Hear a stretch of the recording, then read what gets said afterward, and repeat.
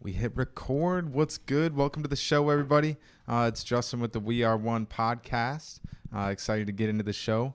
But first, I got to get used to saying go like and subscribe to my YouTube channel because I'm fun to be more active on the YouTube. And go like and subscribe. It's just my name, Justin Gaiman. I'm debating making another channel specifically just for like the podcast, and I should probably do that. But for now, it's just my name, Justin Gaiman. We Are One podcast. What's good? We out here. I should probably record intro separately, and I think that I say that every single time I start a show. Today, my guest, I'm welcomed by a pretty dope fellow brother here. What's good, HP? How you doing, bro? HP Rogers. Welcome to the We Are One podcast. So HP, when did we meet? We met just very recently. Yeah, we met at the slave plantation in DC. Remember that? we had a really dope Airbnb that in some ways resembled a potential slave plantation. Yes. Yeah, that place was pretty nice. It was too nice. Too nice. Too nice, yeah. Were you there when we got to know like the homeowner a little bit? Remember when we were talking to him? Yeah, I remember the very first thing I heard him say was I thought there were only going to be ladies. Yeah, something. Yeah, he said something kind of weird like that. Yeah, it was a weird signal. Yeah. But no, he actually. I remember when we learned that him and his wife, like neither of them were actually like born in Virginia or from Virginia. They were relatively new to the area. Okay. So I remember being put at ease as to like what we thought could have been the history of like the property that we were staying at. Right. But the place was nice as shit. Yeah, and it was cool. It was in like a converted barn. Was like the cabins, and it was used for like weddings and stuff like that. Yeah. What did we travel out there for? We went out there for it was the NAN commencement march, basically like a Million Man March put on by NAN, where they had like Al Sharpton, Martin Luther King III, and a few other speakers. Mm-hmm. Yeah, it was the National Action Network's commitment march and rally. Mm-hmm.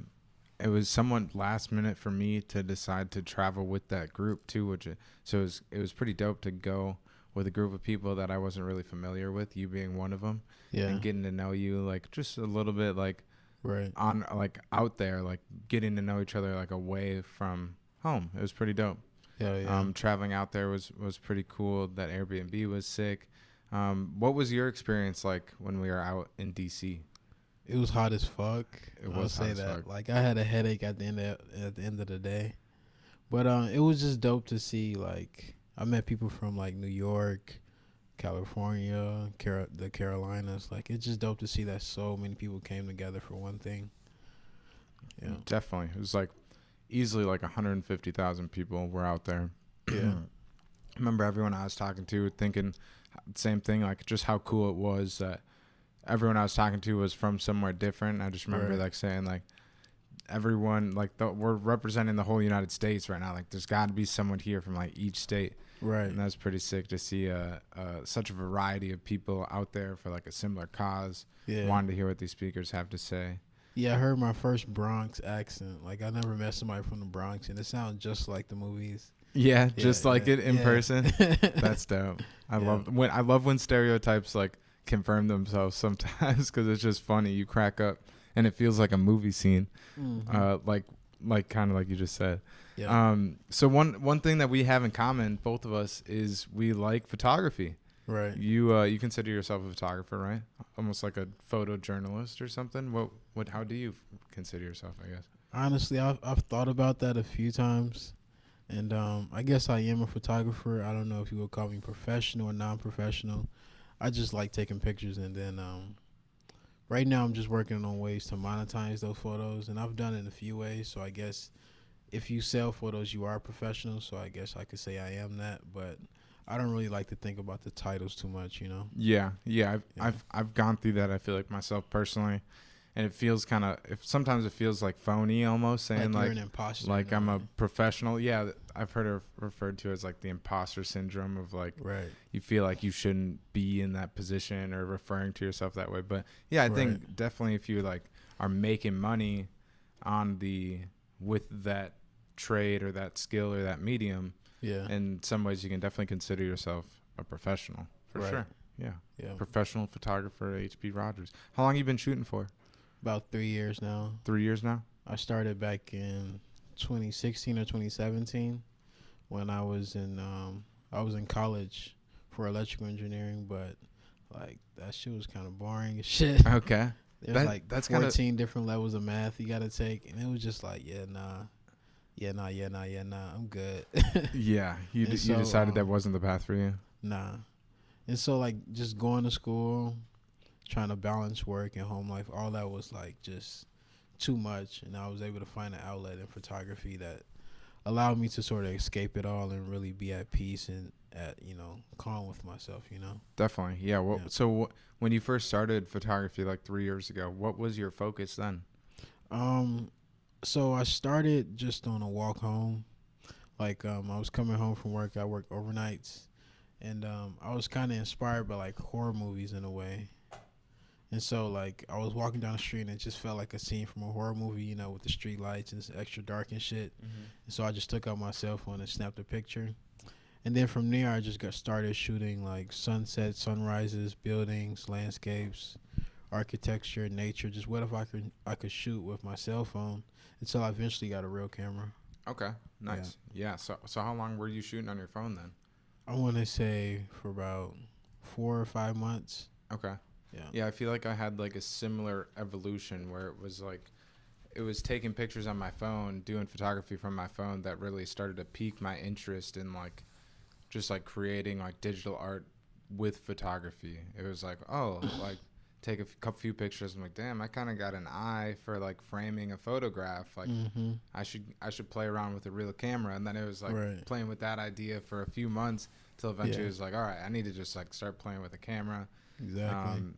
And whatnot. So when you got your first camera, then what did your focus become? Was it still kind of that kind of random stuff, whatever you wanted to take pictures of? You just stayed strapped all the time, or did you start to like dial in specific things? Yeah, it was kind of still the same, but I want to say I've always had like a wanting to take photos of people, whether it's in street photography or portraits, and so I kind of slowly worked my way into that with shooting like pictures of families and friends, and then eventually just going out in the street and being able to take the extra attention that brings you and not like freaking out about it. Yeah. Okay. Yeah, it is kind of weird getting in environments and being like the person with the camera. Did you feel like awkward like being out on the street with the camera at first? Not now anymore. I realized that like the worst thing that can happen is that they say don't take my photo, and I'll just delete it. Then somebody might try and punch you. That's a part of the territory. Yeah, you deal with it. Unfortunately, I don't understand Right. why there's hostility towards, unless you're like someone that's out there. Certain situations I can understand, but if you're like, right, I mean, usually the people that don't want their picture taken are breaking the law or doing something they probably shouldn't be doing. So yeah, that seems like a they problem rather than a me problem, True. Depending, I'll weigh the scenario carefully, but I don't think I'm too concerned about like capturing some shit, someone's trying to tell me. Right. Like, you can't police what I'm going to shoot or not shoot. I'm sorry. I'm just going to shoot what's interesting to me. True. And, like, what I do with that content is going to be ultimately up to me. I might decide not to put it out or whatever because you were telling me not to shoot it. But I'm not going to let you dictate what I want or what I'm going to or not going to shoot. I mean, technically, like, it's legal for you to shoot anything that's in public view. So it's all legal, but you also got to think about, like, the person in particular, who they are and who you really want to offend for that shot, because then in offending that person you might limit yourself in different ways that you might want to go. Definitely. Yeah, you got to weigh it all carefully. You can't just be like some asshole like like completely disrespecting people's boundaries. That's not what I'm saying either. You definitely got to weigh the situation individually. So we're kind of alluding to it now, but so what's your focus nowadays then in like your photography work? So I started shooting what do you want to call it, the like protest rallies and then some of the riots starting on May 26th. And so that has kind of been my focus now, But I feel like that is kind of like just going from protest to protest and shooting photos. Like that was fun at first, but now I feel like I need to find like a long term subject to focus on, instead of individual things. Okay. So I've been at the George Floyd Memorial, and I've been connecting with different community members and leaders, and so I'm going to work with them to sort of document the entire square through the winter to see how it all lasts, and how they maintain it. Okay. Yeah. Nice. So dial in on something specific and maybe Right. put together like a larger piece of work that you maybe took a little bit of time to develop and Exactly. took you time to build those relationships and things like that. Yeah. Okay. Yeah. I mean, that's exciting to hear. I get excited just to hear when people are gonna narrow their focus on something specific. Cause then I know they feel something from that, right? Like you're like For sure. attracted to that. I'm sure Yeah. where you feel like passionate or whatever it is to want, motivated, inspired to want to cover that specifically. That's exciting to me. Yeah. So what? I know like when you're like in the streets, like shooting and whatnot, I see you all over the place. A couple of times I've seen you like on top of buses or on top of bus stops or like laying Right. down on the ground. I look over and be like, damn, that's HP. The other Right. day I turned on a live footage and I saw our friend Uriah delivering her spoken word. I think it was outside the Capitol or something like that. And I saw you right there. I was like, oh, that's HP right there. I know both of them. I thought that was pretty tight. Yeah. So I've been seeing you all over the place quite a bit. What stands out in your like recent memory of like just what stands out as to like most exciting or most memorable of your just most recent experiences? I would say the very first protest, the one on May 26th, that one was probably the second largest one I've seen, where like the streets were packed from like that intersection going out down East Street for like a block or two. Like it was just packed. And then later that day when we got to the 3rd precinct and then they broke into like the police cruiser vehicles area, and then people started destroying shit, and then there were like guns in the car, so I'm like, yeah, I don't know where the fuck this shit gonna go, but I'm gonna be here. And then that very first flashbang that the police threw, I think there's a photo. They threw it into the parking lot? Yeah. You know Louis Tran? No, I'm not sure. Okay, I know. but yeah, he has the photo of like the very first flashbang going off. It's pretty dope. Okay. And then getting tear gas. Like the very first time it's like the worst shit in the world, but then after like the 5th time it's like, okay, give me some water, I'm going back in type shit. You know what I mean? Yeah. Yeah. That getting tear gas sucks, huh? Yes and no. Like I remember it's weird because you know how people compare Minneapolis and St. Paul. Like yeah, Minneapolis is a real city, St. Paul isn't. Yeah. So I remember I was in St. Paul and I got tear gas, and the tear gas wasn't as bad as in Minneapolis. Like I don't know if they were using like diet tear gas or diet tear gas. It wasn't as bad, though. There might definitely be a difference in the grade of gas that they were using. Right. Probably. Minneapolis is like your whole sinus, like it actually helps your sinuses in a way. So if you got a clears stuffy out nose, real quick, definitely. it clears that shit out. Because I think all like tear gas, I don't know, I could be wrong because I know tear gas is just like an irritant. Same with like mace. And I think they're derived from peppers in some way. Yeah. So like a similar act is when you get like a spicy ass pepper cooking, or like you eat it and your mouth, your sinuses start kind of running or whatnot. Right. Like you definitely get like that similar effect from like tear gas. It's a spicy cleanse. It's you want to call it that. It's wild that I'm pretty sure that's like illegal in like hot wars internationally. It's crazy that the police can deploy that as like non-lethal crowd dispersal techniques on the citizens of the state that they're sworn to protect. That just seems crazy to me. Yeah. Well, I mean, if they're using it, it must be legal somehow, you know? Right. Yeah. But I just think it's illegal according to international law. Oh, like to use it in like international warfare. So it's crazy that within the United States they can use it on like us. Right. Right. But that's besides the point. And then I would say probably the second most memorable moment was on Black Tuesday. You remember when people were told to like put a black picture up on their Facebook and not use the internet or whatever? Yeah, was that was during the uprising, wasn't it? It was early. Okay, yeah, it was like the week after the protest began. Yeah. Okay. And so on that day, like I want to say probably, you know, that front lawn to the to the Minnesota Capitol building. Mm-hmm. It was like filled, like all the way back with people. Like that was like the craziest shit I've seen. Like I've never seen like that many people gathered around. You know what I mean? Yeah. How many people do you think were there? At least 5,000. Damn. Like it was deep as shit. Yeah. And then obviously Washington, like that was next level. That was next level for sure. Yeah. Yeah. That honestly, it gave me like anxiety knowing that like nobody had their bag checked. There was no metal detectors. Like somebody could have literally like just walked up with a bag, set it next to the podium, and walked off, and then boom. You know what I Definitely. mean? Yeah. Yeah. And remember, like at the end, we were all up next to the podium essentially. Exactly. Like, no one was really getting I could have checked. punched Al Sharpton. Like, right.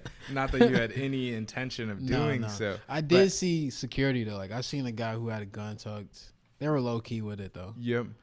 There was a guy that added me on Facebook. Actually, I don't even know who it is, but one of his pictures was him like as security for Al Sharpton, and I think it was at DC. So it was interesting. Like, how did this guy find my Facebook when we happened to be like right there, next to him and Al Sharpton in DC that time? Yeah. But I remember thinking that too, like with the tension, political tension, and everything, and even racial tension and whatnot. When we were in DC, it was a little bit concerning that there was no like real security or like bag checks or whatnot to get in there. I just try not to be paranoid and like afraid. I really try hard not to just like let fear lead me at all. So I like thought about it and just tried to like drop it. And I was like, we'll deal with it if something like happens, but I'm not going to be fearful that is to come. But I did have that same anxiety for sure. Honestly, that's like always in the back of my mind. It's like some random guy pulling up with a gun and shooting up the crowd or some shit like that. Like at every event. Like it's just something that I'm always aware of that could happen. You know what I mean? Definitely. I get the same thing. I feel like just about any time you're with like crowded people, it's kind of unfortunate that we have to even have that anxiety. But it's like, it's definitely. I think before myself personally, before like feeling the anxiety of that, I was probably just like kind of naive because that is a real possibility at like any moment in time. So it's kind of reasonable and realistic to be like anxious about something like that happening, especially in the environments that we've been in. Right. So it's like it should be like no surprise. But I feel like at one point in my life, that's not something I would have been anxious about just because I was probably like naive to even that being a possibility. Right. That there's people that are that like evil or like motivated by something that I completely just do not understand that would be willing and capable to pull something like that off. Exactly. Yeah. Yeah, I remember I first developed that like idea that like like you can just get killed at any moment at any time by some crazy ass person when I seen the Columbine tapes. This was like 9th grade, and like after that I'm like, yo, I don't really want to go to school. Like that shit's nuts. That is nuts. Yeah. It was sad when at that time when how old are you? I'm 23 or 24. I just had a birthday. Oh, happy how recently? September 17th. Okay, happy belated birthday. Thank you, bro. Woo. Yeah. 24. I'm 24 also. So we were in school at like the same time. So like I feel like mass shootings and whatnot kind of started to become I don't think we had the same anxiety of it like when we were kids as some kids do probably today. Right. But I think it was starting to become like something that people were actually like anxious of on like a day to day. But then it was sad when it was like you'd like start to like stereotype kids. Yeah. That's one of the stereotypes you don't want to see. Oh, the school shooters? Yeah. Is if you like see the kid that you think perfectly fits the profile of being a stereotype or a school shooter. Right. And then you like maybe like mock him for it or something like that. Yeah. You might be driving that person to the edge to actually carry out and act like that. That's kind of sad. No, you got to give them your chips every day at lunch. Just like, here you go, bro. Here you go, dog. You want to sit with us? Like, yeah, you should be loving and accepting and inviting because a lot of times like these people feel like outcasts and like they have no chance socially. So that's how they're going to get their glory is by such an evil act, right? A lot of times it's for like, I think at least I'm not like a psychologist, but I think it's for like a lot of times to get like the recognition and like in revenge in a way. and maybe revenge, Right. retribution or something. Yeah. But that's definitely something I'm no expert in. So, your girl goes to school here. Uh-huh. I'm sure you're aware of like the movement to get rid of campus police, right? Yeah. That was like one of the early things during those week of protests back in like May and June that came out that we kind of almost like celebrated at the time. But what about it? So like people don't want school shootings, right? But then they also don't want campus police. But if you take away the police, then you like put yourself in the wrong position for a school shooting. So I don't know. Well, I think the issue with police is like the things that we decide to police. Right. Like a lot of times like mental health crisis and like drug addiction probably shouldn't be like police issues or like homelessness or things like that. Like police should be deterrents specifically for these acts of like severe violence and evil. Right. So like we probably do need them on campus. Right. But I don't think there should be a community approach to the problems that actually have community solutions, right? Like drug addiction and like mental health crisis or scenarios. So I don't know. I don't think I'm necessarily an abolitionist when it comes to that topic. Yeah, like I've had a few conversations about defund the police. And I don't like to like necessarily always give my opinion on things. I think my position is just to document what's going on. But I think like more like a fly on the wall, like kind of just like just watch neutral. I feel similar in that my goal is just to understand what's happening. I understand that no one makes like an irrational decision. We all have rational decisions for the choices that we make. So well, some people just operate based on emotions, and then those emotions. But they're able to rationalize their actions based on their emotions, right? So if you do something that's like irrational to me, I have to understand that through your experience, there's something that drove you to a place that what you did seemed rational and logical and reasonable, right? Not 100% of the time do people have rationalizations, but more times than not, like people aren't doing things that from their perspective is irrational, right? Without having like a reasoning in their mind to do it. You were going to say something? So as far as defunding the police goes, I think when you talk about that, like, you have to ask yourself, what is the root purpose of the police, right? And the root purpose of the police is to stop crime, right? And then you have to ask yourself, well, why is there crime? And then what I would say is that crime is like a byproduct of poverty and not having resources and not having opportunities. And so instead of acting like retroactively, if you're proactive and prevent poverty, prevent, lack of resources and all that other stuff, then crime will go down. And if crime is down, then you don't need the police. So I understand like maybe reallocating funds towards things that you can be proactive in it. But like at the same time, I don't know. It's like, okay, you defund the police. One of us gets shots right now. Like, what are we gonna do? Like, who's gonna solve the crime? Like there's a role that they play, but there also needs to be other things happening that sort of proactively prevent crime rather than just reacting to it and locking people up. You know what I mean? I completely agree. And I think there's definitely levels like for one, like a lot of time crimes are like crimes of desperation, right? And a lot of the things that are criminalized are just like symptoms of poverty, right? Or like extreme poverty and extreme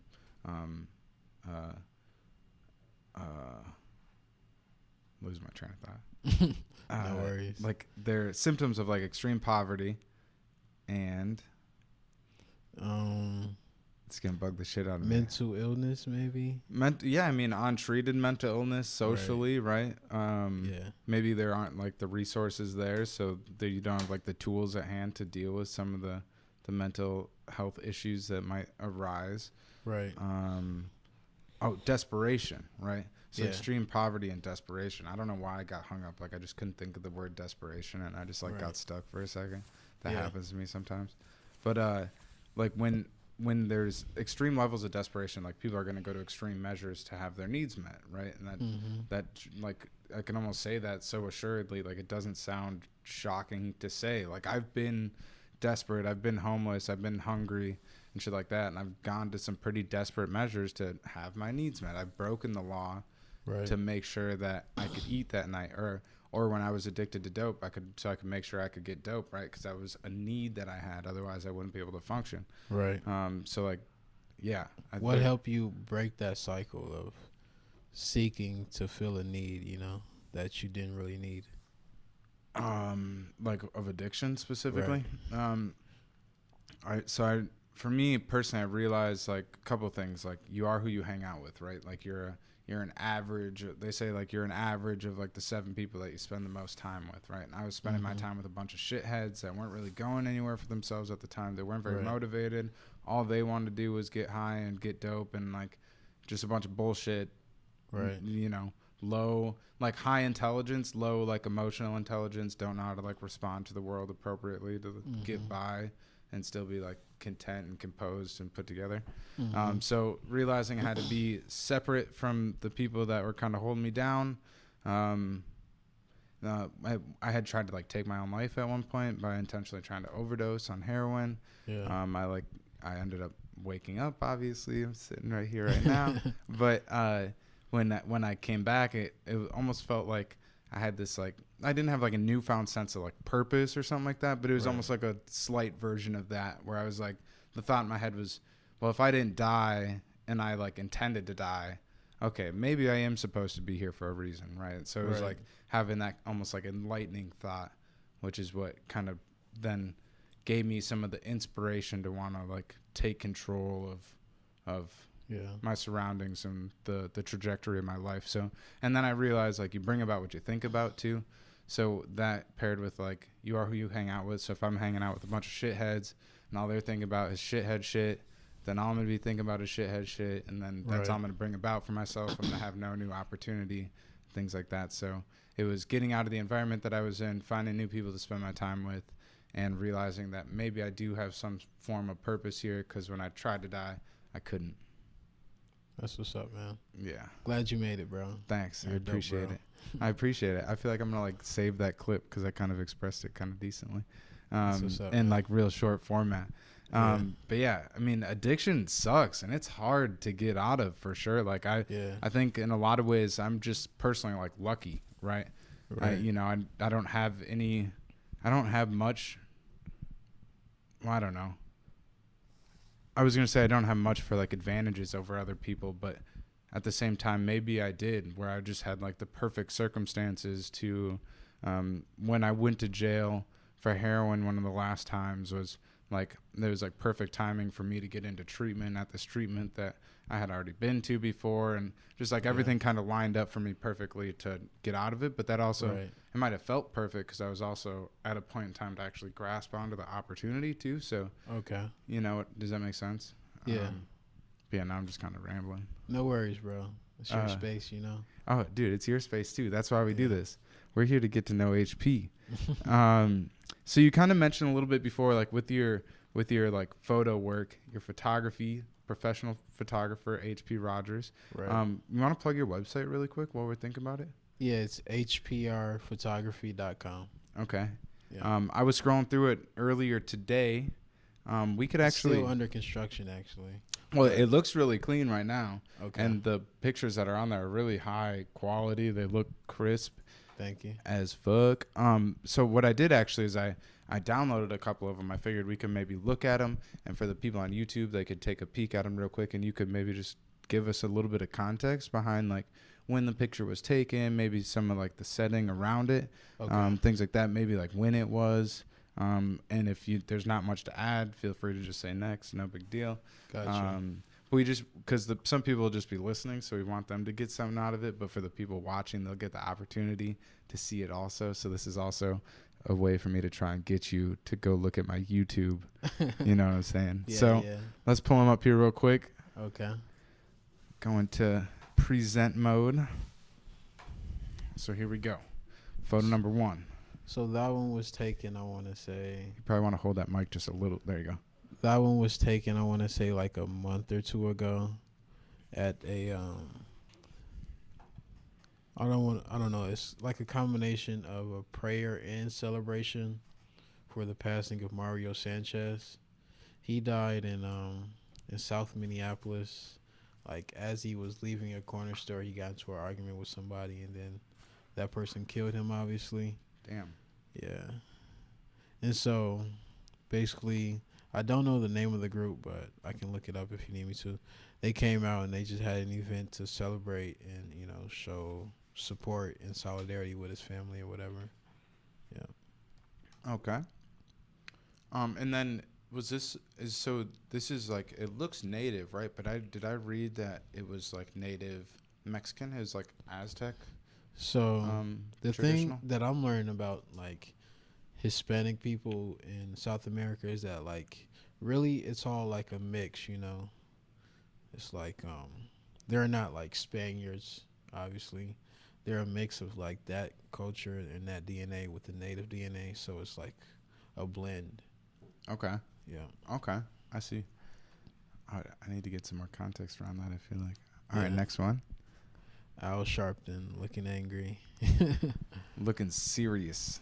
This was you were standing on the steps of the Lincoln Memorial here in this picture. We were out in Washington, D.C. This just stood out to me because the colors in it were like perfect, almost exactly how I remember it that day. There must have been some nice like overcast for this picture, Right. or something. But this one just stood out to me because it's so crisp. And what lens are you shooting on here? It might have been your camera with the 50 or my camera with the 50, which is really an 85. Okay. But it was one of the two, though. Okay, so either a 50 or 85, basically. So Right. I was just curious because did you crop this at all? Just I don't because think so. it's just so damn close. Yeah, no, I don't think so. Yeah, it's just a good Or it might have been the 85, which is really a 135 on my camera. One of the two. Or I was just close as shit. I think you were just close as shit because it was. Right. I was on the steps like right behind you with my live stream going, I think. Yeah. But it's just a good representation to show how close we were to this speaking at that commitment march and rally. This is a pretty damn cool photo too. So yeah, I got into the Lincoln Memorial pool to take that one. I didn't realize how deep it was. Like it's real deep in the middle. It's like probably 3 or 4 feet. And so yeah, my drawers were wet, obviously. Yeah. But I'm guessing dude, he was I don't know how to describe him. Really elated, I guess. Okay. He was just running through the pool screaming, "All lives matter, Black lives matter, such and such and such." And so I just figured it'd be cool to get into the pool on his level and get the shot. Okay. Yeah. You got to do what you got to do for the shot. That's Right. what. It reminds me of a movie though. Like I feel like I've seen this done in a movie somewhere. Probably, and the actor was probably dressed exactly the same, Right. with the button-down shirt open, Right. with some over-the-head headphones on. Yeah. Kind of funny. All right, so how about this one here? So that one was taken the day before we went to Washington. Actually, that night. Remember? So a guy who, according to the police, murdered a man, and then when he was confronted in downtown Minneapolis, shot himself. After that, people gathered around the crime scene, and some witnesses claim that the police shot him, and then later there was a video release showing him potentially killing himself. I don't know. It was kind of grainy. Mm-hmm. I don't really want to comment on what it was or what it wasn't. I mean, from my perspective, I'll say it. It looked like he killed himself to me. Yeah. And I remember during that situation specifically being quite a bit, not surprised, but really concerned that a lot of people that were on scene that were kind of blasting out what had happened were really like reacting emotionally and really strongly without like real like rooted facts as to what had happened on the scene there, Yeah. I remember I was having like vivid flashbacks to like the escalation of the riots in May when this had all gone down.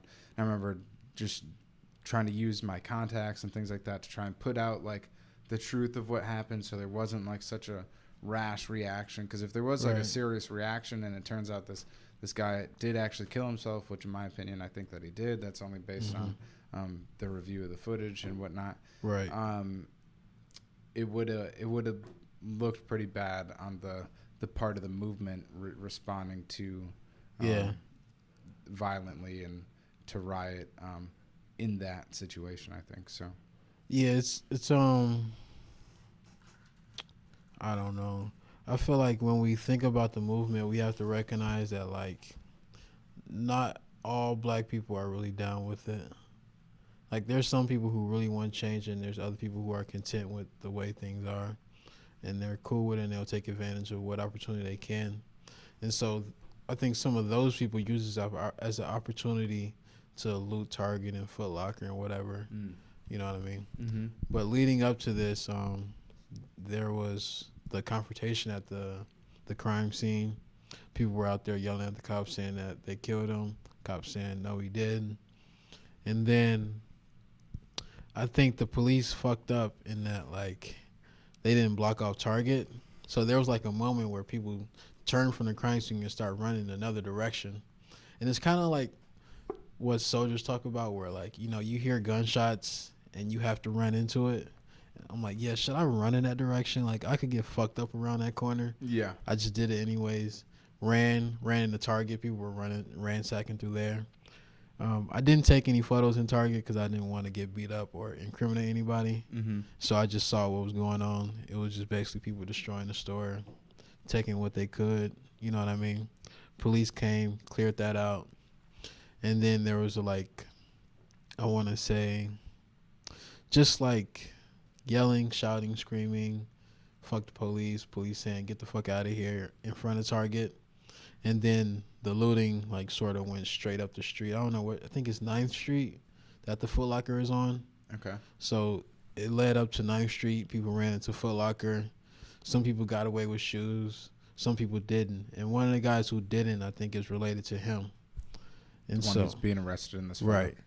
And so his brother was being arrested in front of Target, and he was just trying to communicate with his brother, talk to him, whatever. And at the same time, the police were telling him to leave, but he didn't want to leave, and then they got into a shouting match. And then I have another photo of there's another photo of when the police maced him. Like, they were standing eye to eye, and then the police just put up his can and blew it straight into his face. I have that picture too in here. So yeah, that one right there. So the police maced him. I got a little bit of it, but it wasn't too bad. And then after that, he came back, spit on the cops, because obviously, you mace somebody, they're going to be angry. And then at that point, they arrested him. At point blank range, point blank range like that. Yeah. Like what? I don't know. I mean, obviously, I wasn't there. I don't know what the tension was like, but... I mean, he didn't threaten the cop. He just said, "I'm not leaving. That's my brother. I got to be here for my brother," basically. And the cop felt like he had right to use his crowd dispersal. What I will say is that because you can see that he's a gang cop, and so he probably doesn't have much empathy for young black men. Like he's working in the unit that you know what I mean, what a gang cop essentially is, right? Probably, I don't want to make an accusation like that, but I don't know. Gang cops, they're here to you would think that they're just stereotyping and working out based off their bias. They're probably targeted at that population of young black males, right? Exactly. And so I don't think he could have much patience or empathy for other people in that situation, and so that's where it led to. Yeah, I didn't know he actually got sprayed in this photo when I was downloading it. I was hoping the cop was just threatening him. No, they sprayed him. Fuckers. All right, let's go back a few. So there's this one. You were getting that mace can pointing at you. Was that the same day? That was the same day. That was earlier before that shot was taken. I honestly kind of hoped that he would have sprayed it, because that would have made for a better shot of a POV of what it's like to get maced. Yep. Mace coming right at you. But he pointed at me. He paused. He looked, and then he just got in the car. I think he just saw the camera. And was like, Yeah. I don't want to make the news. Yeah, there was quite a bit of like police cars just driving through downtown, just spraying mace out their car windows. Like, Yeah. that was kind of disgusting. Also, where was this at? This was at, I want to say, can't remember what store, but it's like right around the corner of it from where the crime scene was. So basically, somebody broke the window, ran inside, and was just handing shit back out to people on the street. Yeah. Okay. I actually went inside. It looked like they were trying to save a baby or something. The way they're like reaching in like that. Yeah. I went inside and tried to get a shot from like the inside looking out.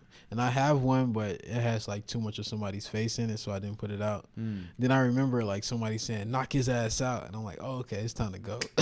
Damn, whack. That's weak. It's all good though. That was like a basic shot of the memorial. That was like a warm up when it just got it started, you know. Okay. Wish I could have got more, but I don't know. It is what it is. More what? More shots. Like, I feel like I was so like, it was overwhelming. Like, there was so much shit you could have took a photo of that, like, you know, it's hard to like stop and focus on different things, you know. Yeah. There definitely was a lot happening. Yeah. You captured a lot though. I saw a lot of your pictures from that day. Where was this at? Was this in Burnsville? No, this is at the state capitol. I think this was a protest for Breonna Taylor, and then the person with the gun is a Black Panther, just, you know, providing security for the protest. Okay. Yeah. Same with That's him right there. Oh, it's the same guy. Yep. I thought this was a cool picture. The colors stand out a lot. Thank you. It's all right to me. It's always gonna be just all right. I feel like I have that issue. Yeah. Where was this at? So after Breonna Taylor's, the cops involved in her murder were let off without, like, you know, serious charges.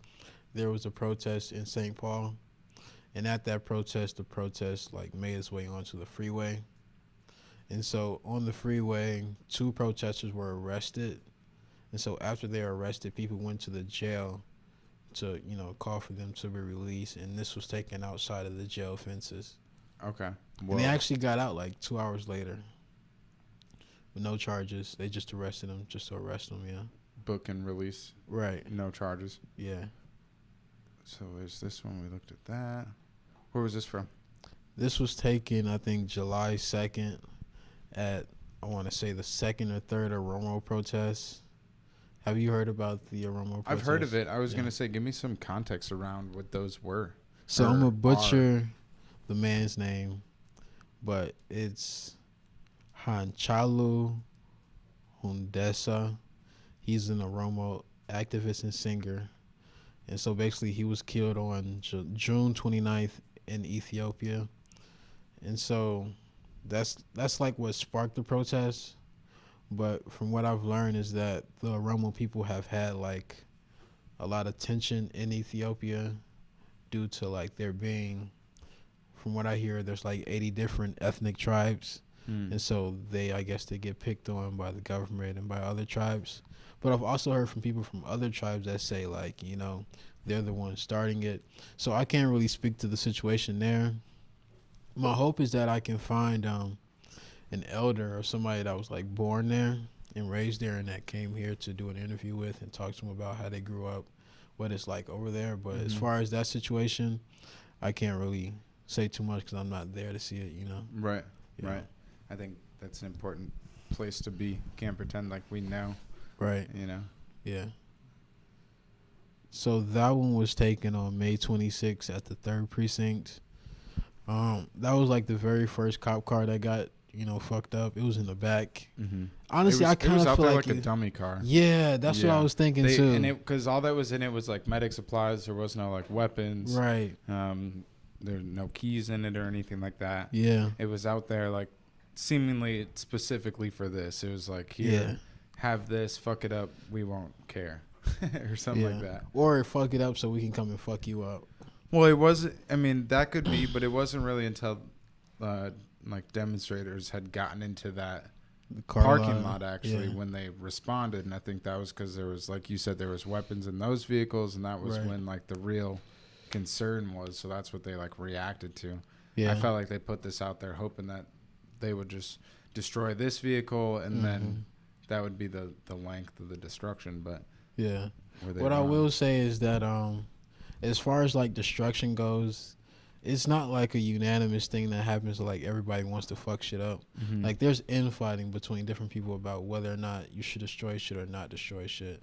Like there's like overzealous white people that want to just fuck shit up, and then there's like actual Black Lives Matter people, black people that really truly believe that destruction won't change anything. And so there was a lot of like conflict in whether or not you should destroy the vehicle or not. You know what I mean? There definitely was. I remember a lot of that. I was standing right next to this. I think like probably right around the time of this picture, because I remember this guy with the megaphone specifically around that car. I was like standing on my bike on like a fence, like trying to get like a bird's eye view of the scene.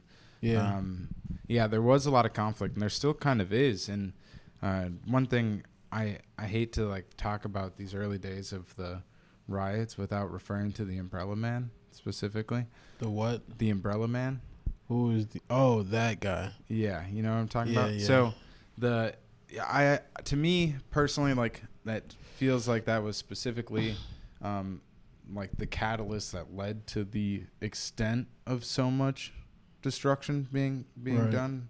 Because I mean, he spray painted he was the first one to really destroy anything outside the perimeter of the 3rd precinct. He spray painted a door that said like everything or shit for free zone or something like that. And then he took the sledgehammer to the windows.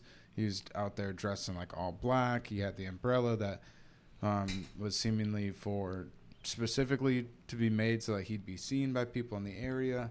I've seen some people speculate that he had the umbrella to like signal to people that he had with them that were like defending him, like as long as the umbrella was in the air, they know he's good. But if he brought it down, that would mean other people would come in to like rescue him from the situation or whatever. But it was clear that that guy wasn't out there acting out of like passion or emotion specifically for like the movement or in reaction to anything. Like the rest of the people that were out there that day that were demonstrating specifically in response to George Floyd being murdered. And there was a search warrant put out by a detective, an arson investigator. Her name is Erica Christensen, I think. She put out a search warrant that named this guy Mitch Carlson as potentially, she identified him as potentially the person who was that did that day.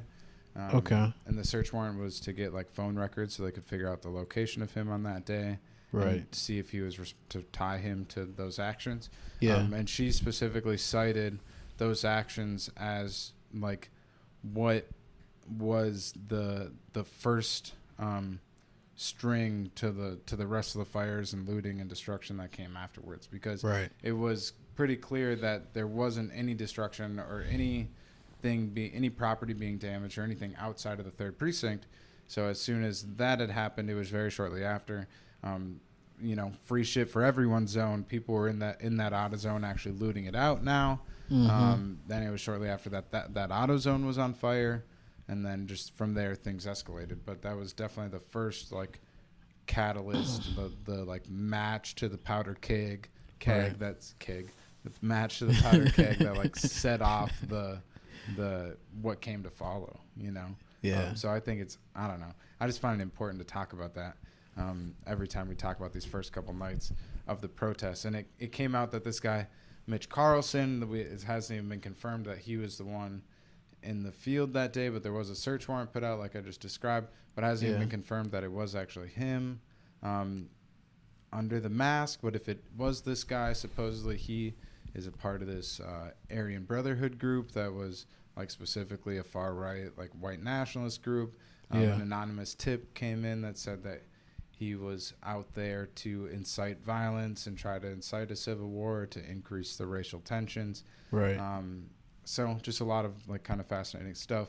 I was looking into it today. I couldn't really get any update at all as far as like if an arrest had ever been made, if the search warrant had been carried out, if there was any other suspects as to who that person is. But I definitely intend on following up on it a little bit and seeing if I can actually get an update, because I couldn't find an article written about it since like August 3rd. Right. So I'd be really curious to see like where that has gone. Because if that person is like responsible for inciting so much violence to come, like, I mean, they deserve to be prosecuted by the law, right? Exactly. And that, I think that would need to be like a bigger news story so that we can kind of get a deeper understanding as to how it escalated as far as it did. Right. And I personally point to that. Not that of course there was a bunch of shit that led up to the tensions being so hot. But that was definitely like the thing that blew it up. Yeah, I wasn't there, so I can't say. But from what I saw in the video, it's like if you are out there for Black Lives Matter and black people are telling you don't do that and you still do it, then that's not what you're there for. So obviously he had other motivations in mind as far as why he did what he did, you know? Definitely. That's the one thing that I was like bringing into question. Like, what was this person's motivations, you know? Yeah. And a lot of people intuitively felt that same way. Like, he was not out there acting out of passion at all. Yeah. But yeah. So, well, let's just get through a couple of these real quick. Okay.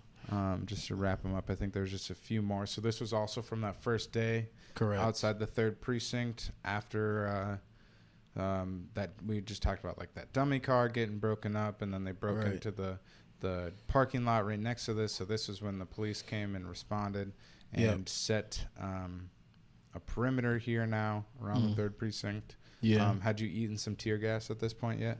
Oh, yeah. Like right after this photo, I was coughing my brains out. Like it was in my lungs, up my nose. Like we said, it's like a cleanse. Like it just flushes all the snot out. It's like an intense like steam room. Right.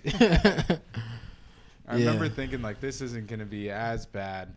And so like at first, the first like 5-10 seconds of like eating the tear gas, it's like, oh, I could definitely stand through this. Nah. Right. Absolutely not. I remember I also, like at the moment, I didn't know I got hit with a rubber bullet. Like I thought they might have just hit me with a flashbang. But like I ran off and I looked and like the skin was broken. I was bleeding through my shoulder. Oh, like, damn. Oh shit, I got hit with a rubber bullet. Yeah. Yeah. Damn. It just feels like Was that the only one that you took? Yeah, it was the only one, luckily. Yeah. Yeah. Fuck those rubber bullets too. Those hurt like a... Yeah. They're fucked up, bro. Like the police, at least, like the way that they use them. Right. I clearly have a camera. Like, why? Even myself, I could show you a video real quick. Maybe, I don't know. I'll just show you. Okay. Like I feel it. Like a press and like journalists should be, and are supposed to be like a protected group in these environments, and there's oftentimes it felt like the press was specifically being targeted. Let me see. Yeah, I remember back to that night where like there was a riot over the man who killed himself. The police asked me like, "What are you doing here? This isn't a photo op." And I told them like, "Yeah, bro, this is news." Like, what do you mean? Yeah. Why am I here? Okay, let's put this back up. So this was courtesy of Unicorn Riot. Yeah. Thank you, Unicorn Riot. So yeah, this was that same day when they came and responded and like set their perimeter around the 3rd precinct. This was like when they first rolled in. Okay. Maybe I should let the sound play.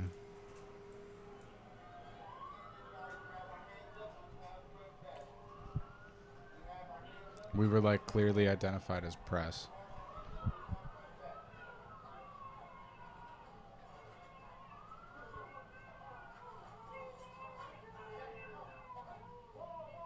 God damn, is that you? Yeah. Whoa. That's fucked up. It was kind of fucked up. What ultimately was fucked up about it, let me just say, for one, like, I can understand them responding with so much, like, hostility and tension. Like, they were just called in from wherever they were called in at. But one, we were clearly identified as press, like, the small group of people that we were with. For all the other officers in the vicinity, which there was like 25 of them or so, Right. walked right past us. Yeah. And we knew that we needed to clear the area. We were starting to like move, but Right. like that. So I hate to ever pull like the race card. It's not typically something I do unless I really feel victimized. Right. And in this scenario, it did really feel like that cop specifically that met me with that kind of force was like targeting me. And I can't say it was specifically because of race, but he like came from like across the parking lot diagonally at me, and he made a beeline directly for me. Right. He's like, damn, I'm clearly here, like with my live feed going. I got my camera right here. I got my backpack on, like with a small pool of press. Yeah. So yeah, it was kind of fucking crazy that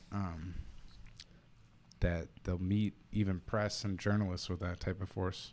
Also. Yeah. I'm glad I haven't been like pressed by the police so far.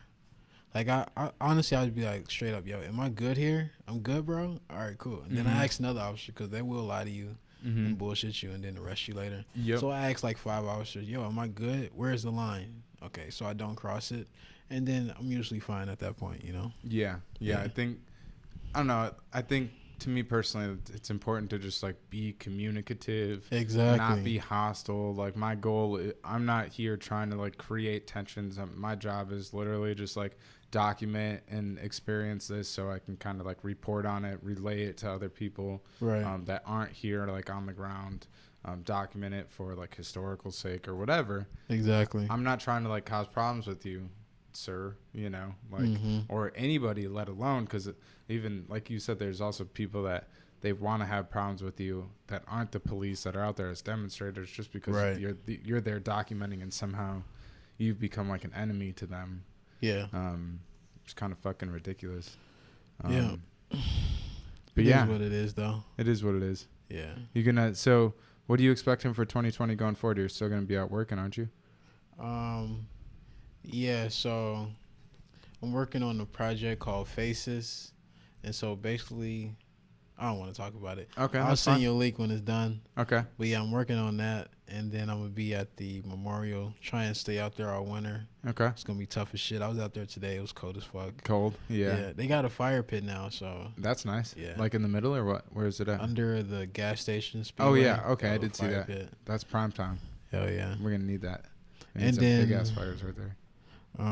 After that, I got a documentary that I want to work on, Okay. but it has to be after COVID because the doctors that I want to work with don't want to come out during COVID. So, and then from there, I'm not even sure. You know, whatever just pops up, whatever ideas I got. Just keep it pushing.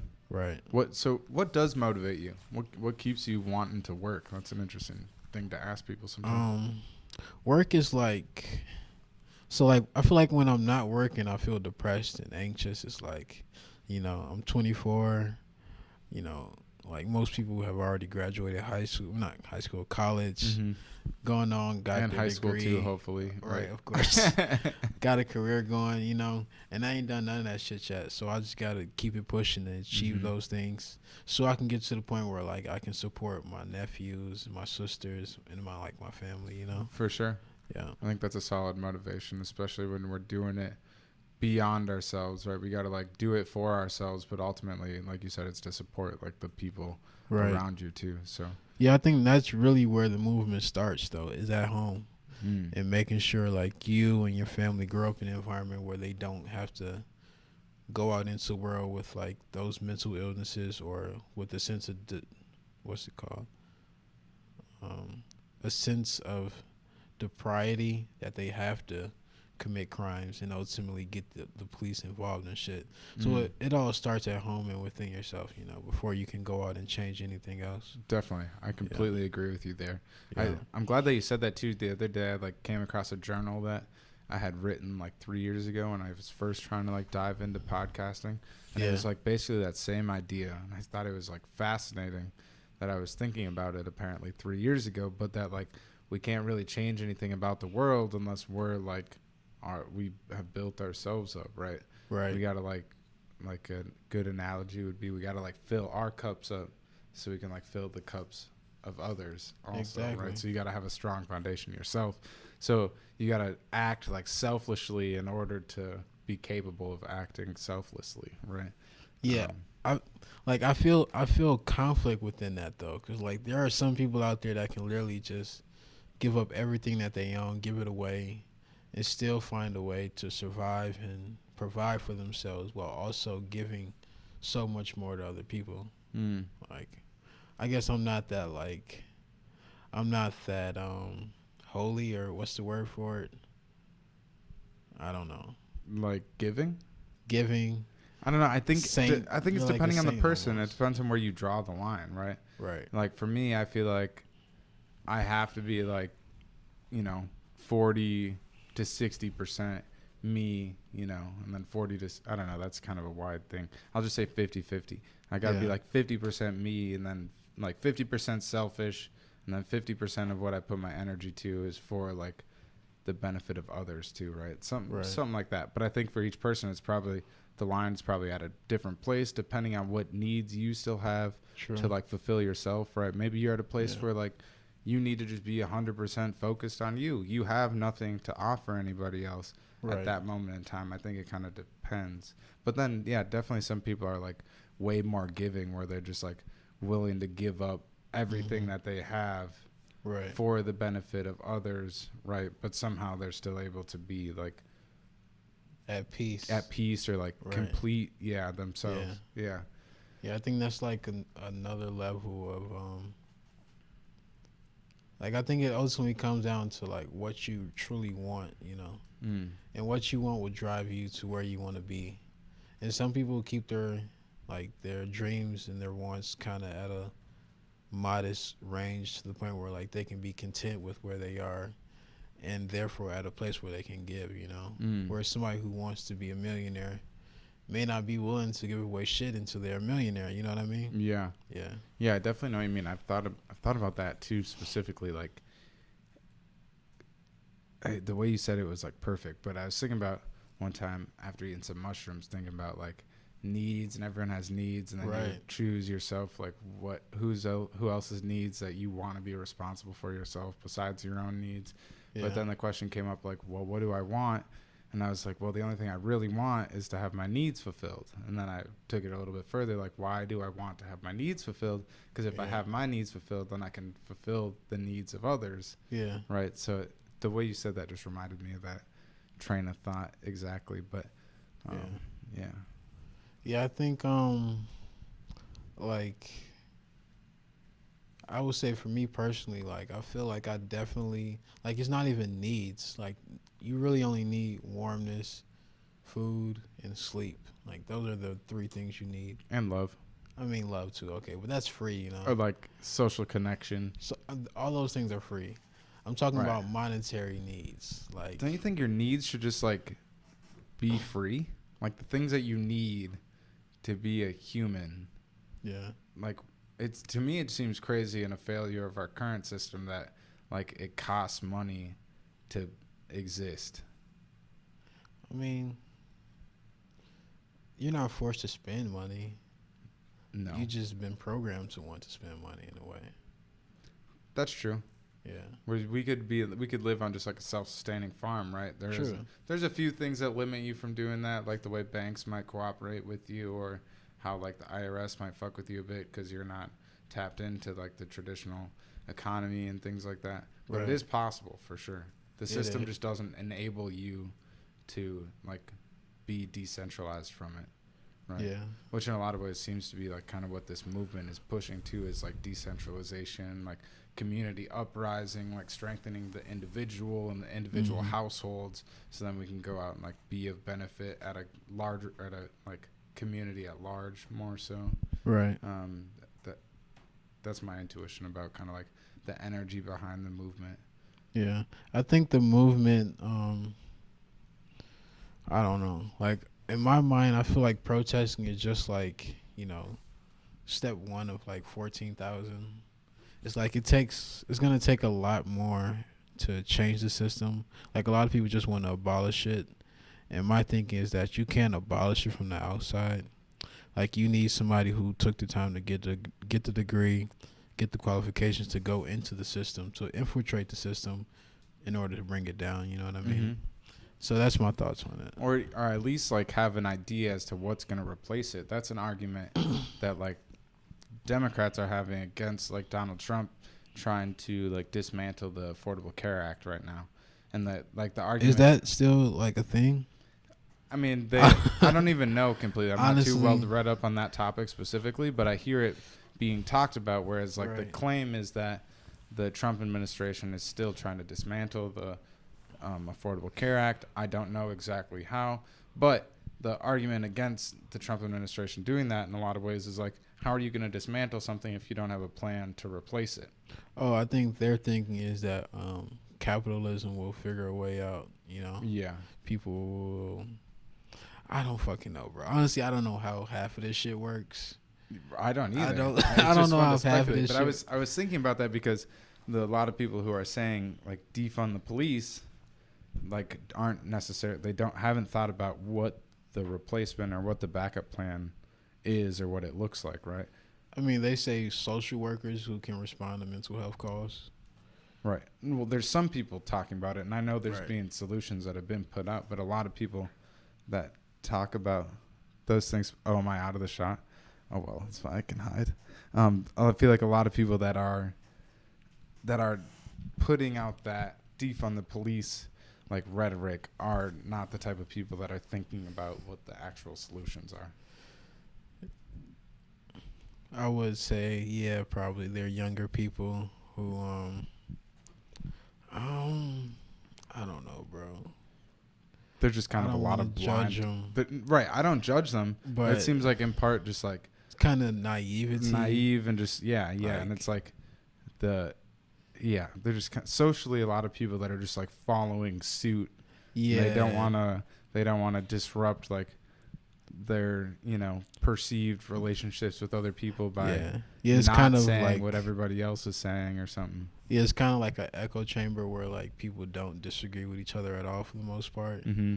And that's another problem I have with some situations where it's like people are just like I don't know, like I see mirror images of both sides in a way, the right and the left, of people who live in their bubble with their ideas and don't fuck with the other side because of their ideas, and they just it's like the same shit in a sense. Mm-hmm. If you take away the details of it, like just the principles of it all, it's almost the same. Mm-hmm. And so that's why I kind of find myself in the middle. Like I try and stay in the middle.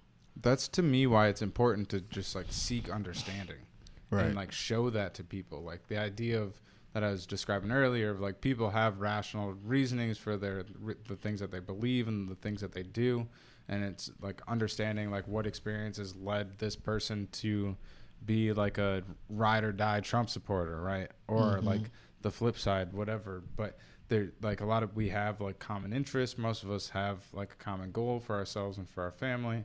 Right. And we're just like falling into these separate belief systems that are like being like engineered and toyed with by like technology and I mean, I don't know. There's a lot of different fucking variables for sure. But True. I think it's important to be in that position of like just like wanting to kind of stay in the middle and understanding each side is kind of, they believe the things that they do for a reason. There's probably things that I agree with to some degree on both sides, but at the end of the day, I think the real solutions come from like coming to the table and being open to nuance and like understanding and just being open to understanding what that person's perspective is and why they hold it, right? And then go from there, right? Yeah, I feel like as far as coming to the table goes, like that's kind of like the table's been burned down already. Oh yeah, at this point in time, right. If we could go back, it'd be like, all right. So instead of having Donald Trump as president or Hillary Clinton, like back to 2016, and like when people were unhappy at the end of like Barack Obama's presidency, there was a lot of people that Democratic who feel like Barack Obama didn't do enough. There's a lot of people on the right that feel like he was like a failure and like there's I don't know, just a lot of tension around that presidency specifically, and then we ended up with like the Democrats stealing the primary from Bernie Sanders and putting up Hillary Clinton and exposing themselves as like corrupt, and then we have a game show host who is the flip side of the ticket, and no one really wanted either one of the presidents, but people were like diehardedly backing like both Hillary Clinton and Donald Trump. So then from there, like, the tensions have kind of exploded. But if we could go back before burning down the table and choosing not to go with either of those and, like, coming up with, like, a grassroots solution before we burnt the table down, I think that'd be, like, the only... We would have had to come to a table back then, is all I'm saying. I think, like, representatives don't really represent. So I feel like it would be cool if we could have a system where everybody just decided or everybody voted on the specific laws. I don't know how the logistics of that would work because there's, like, thousands of laws passed every day. If we could just do it on our phone, like, a voting app is, like, that just, like, plugged you in, and in order to vote, you have to, like, do a quiz on the issue so that it knows that you have enough context and it's, like, tied to your social security and, like, confirms your identity or some shit. Right. And then we can, like, vote on marijuana legalization from our house. Do we want to ban fracking? Let's all fucking decide. It doesn't matter. Yeah, I kind of feel what you're saying. I think that'd be pretty damn cool.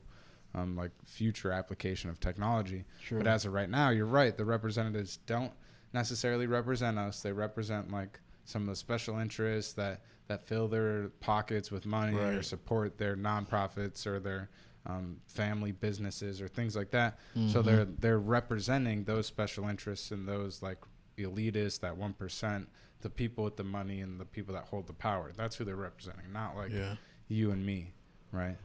And they don't want us to vote. You know, that's why voting hasn't been made easier or more accessible or whatever, because they don't want the average citizen to be voting, because they know that we'd be voting for our rights. We'd be voting to have more rights, higher wages, you know, better quality of life, you know, less working hours, probably Medicare for all if it wasn't, like, so politicized, and all these different things. Yeah, honestly, I kind of checked out of politics, like, in 2016. Like, when Donald Trump won, it felt like a Twilight Zone moment. It's like, what the fuck? Is this real? Is it real? Is this a fucking joke? Like, did we get punked or some shit? Yeah. Yeah, so I checked out after that. No, I kind of, like, don't care anymore. It's like, I mean, I guess I haven't been an adult long enough to really feel the effects of, like, who's president. Because me, my whole life, I've been cool, no matter who the fuck the president was. But I guess now I'm getting to the point where, like, I'm making money, and I guess it could affect me in some ways, and some ways it could not. And so I guess I do have to learn more and be more involved in that sense. But it's like, I just don't trust shit. Like, I don't trust the surface level. I think we're in the right to be distrustful of, like, the mainstream conveyors of, like, news and information, because it's been proven that they, like, are reporting based on their own biases. They're reporting, like, alternative facts as, like, other platforms, right? Like, Fox could be saying one thing about a story and CNN could be saying, like, something completely different about the same story. Yeah, I realized that way back in 2015 or 16 when Mike Brown was killed. And basically I just realized that, like, you know, Fox News is there to pander to the people who, you know, support whatever, the police, don't like black people, whatever. And then CNN is there just to pander to me. And I can just see it. Like, it's like, come on, bro. Like, I just don't buy the shit all I at want is, like, truth. Like, right. I'm and cool I with realized, opinion, like, but, like, tell me it's your fucking opinion. Don't report to me. It's about the percentage of fact and opinion. I feel like the first 30 seconds are the facts, and then the next 35 minutes are them is, like, just the talking. Hot take. Yeah. Right. Like, it's like this Stephen isn't A. fucking Smith. sports, right? Yeah. Come on, bro. Yeah. Like, just, you know, give me the numbers, give me the facts, and then shut the fuck up. Right. I don't need your hot take, bro. I definitely feel it. And I don't mind the hot take, but there should be, like, a clear line drawn as to when you're no longer reporting on the facts and when you're reporting your opinion, right? Like, I'll still tune into that, but don't present it to me as if it's facts, right? I mean, I think the motivation behind the opinion is to either, like I said, either to pander to you or to pander to the other side. Either way is going to either appeal to you or not appeal to you. Right. And I think news shouldn't try to appeal to people. Yeah. Like, it's a neutral thing. I agree. It is what it is. I agree. Either you like it It or is, you don't. and I think it is important to be exposed to people's, like, thoughts and ideas, though, and, like, their opinion around a subject. And it should be just labeled, I think, as, like, your opinion around a subject. Okay. Not like that 30 seconds of facts go into my opinion, but not separate the two. You know? Right. But yeah. So what what is it? It's October 15th. We're less than a month away from like election day. Do you have any plans yet specifically around the election of where you're going to be? Nah, I haven't thought about it much. No. Yeah. Okay. I'm just We'll curious. But do you yourself have any like thoughts of what we might experience ourselves around election day? Do you think it'll be kind of just all chill like normal, or is it's not gonna be normal? No. No, it's not. You hear about Trump's poll watchers? He wants people to go out to the polls and make sure it's no. Well, you know his rhetoric and how he talking shit. Mm-hmm. Yeah, he's want to do that shit, and then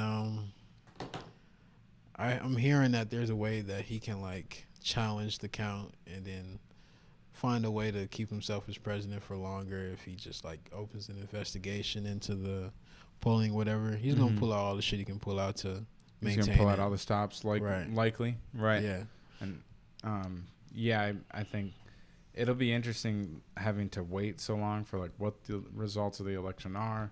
right. One of the things I'm fearful of is like Donald Trump trying to declare victory before like an official count has actually come in. Right. It might go to the Supreme Court. It's going to be like a conservative rule essentially in the Supreme Court if Amy Coney Barrett gets confirmed. I think she was already, right? Or was she confirmed? I think she's going through the confirmation hearings probably as we speak. I don't know how long they last though.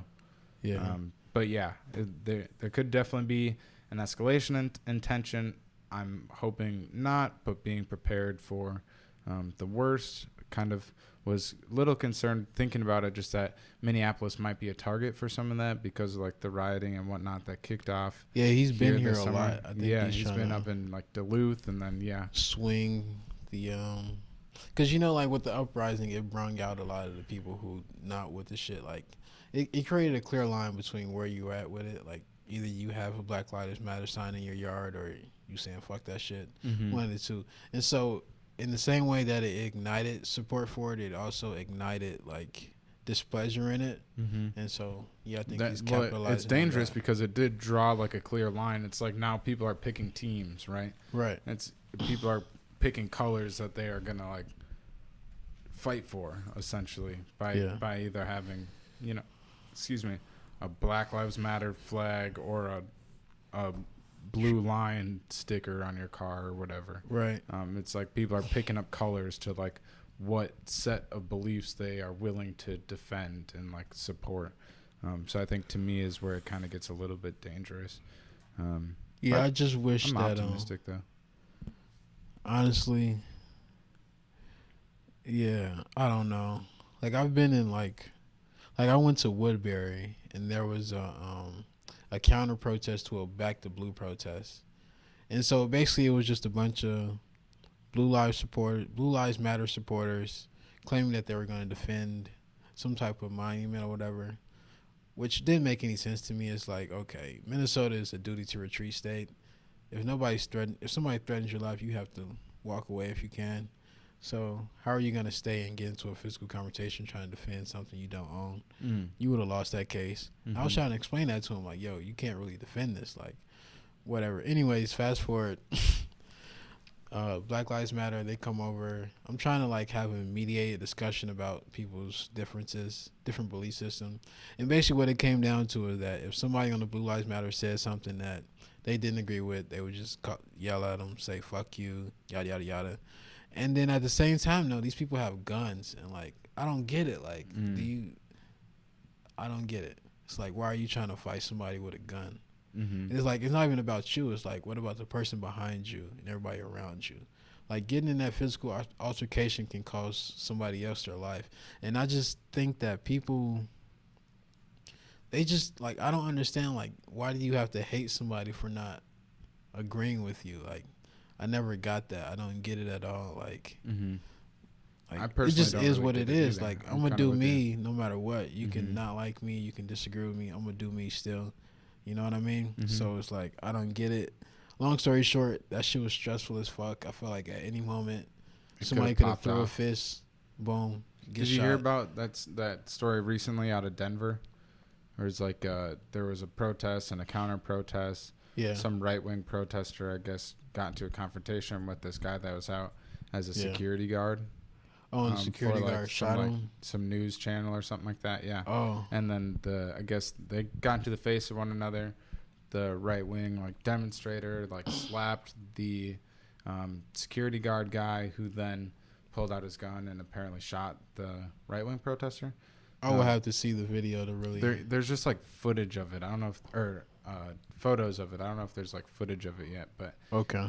It was just a recent thing of discussion. I mean, someone lost their life another person lost their life at a protest and a demonstration, but right. It was just kind of like you're saying, people seemingly having a disregard for the other people that are there. Right. It's understandable to have a firearm. There's a lot of firearms out on the streets and at these events nowadays, so it's reasonable to carry one. But damn, to pull one and to actually shoot someone who, I mean, granted, yes, he did put his hands on the guy and he had a bottle of mace. What I will say is that, okay, there's levels to escalation, right? So if he slaps you, that's a threat, obviously. So I would say pull the gun, say get the fuck back, and then if they don't get the fuck back, you raise the gun and then you say get the fuck back, and then if they keep coming at you, then that's their choice. Obviously, they want to get shot. Mm-hmm. That's how I feel. So I didn't see the video, I didn't see the audio, I don't know what happened. So that's just what I'm saying. I don't know. Part of what I heard was that the guy pulled the gun because I guess the other guy was pulling the mace out of his waistband, and he might have thought that the other guy had a gun. Oh. So he pulled the mace and he sprayed the mace, and I think that's when the guy with the gun shot. Okay. After he was getting hit with mace or something like that. Okay. I don't really know fully, but damn, it's scary to see the amount of people that have lost their lives at these protests now, and it's worrisome to think that it still could escalate. We're not really through the thick of it yet. I'm fully optimistic about our future, and just we're still kind of in this depression and high tension kind of phase. Hopefully we can get through it safely and without any more drastic loss of life or something like that. Yeah, we'll see. Yeah, definitely. Well, so I don't know. I enjoyed this conversation quite a bit. Yeah. It was fun being able to do that little bit of review, look at a couple of your pictures. I look forward to having you back on the show in the future. We can look a little bit closer at some of your maybe more recent work and more comprehensive projects and things like that. Yeah. Look forward to maybe working with you too in the near future. If we can kind of coordinate some things, that'd be pretty cool. Yeah. Anything you have in closing? Do you want to direct people anywhere specifically to see some of your work and contact with you? Just my website, hpiphotography.com.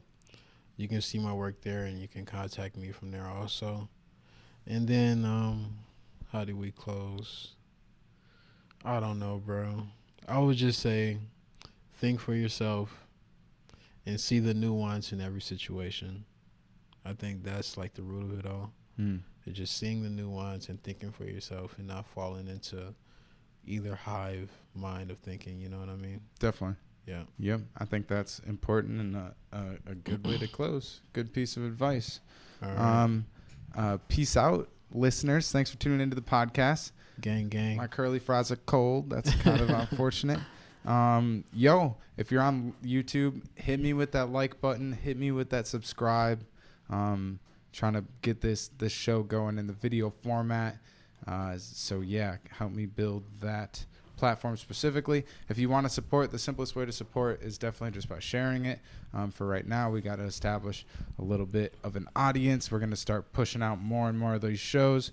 Hopefully we can figure out some support and contributions to keep these shows going on a more frequent basis and continue to elevate the quality of our production. I look forward to doing some more investigative work and live stream work, some more documentation actually on the ground, and then doing some recaps of it, maybe with guests or whatever. Stay positive, be you. We love you. Peace out. Peace. All right.